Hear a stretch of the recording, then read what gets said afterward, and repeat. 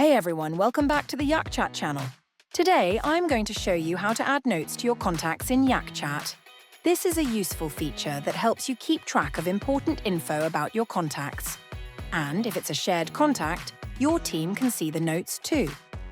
First, open up the Yak Chat app and head over to the Contacts tab.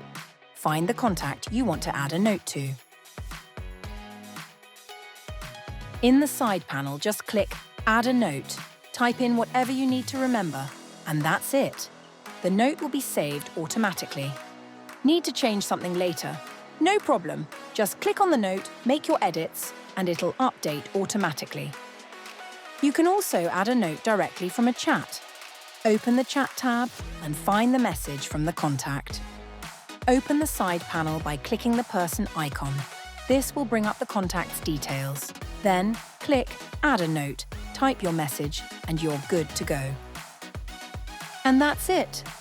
Adding and editing notes in Yak Chat is quick and easy, and it helps you stay organized and keep track of all the important stuff.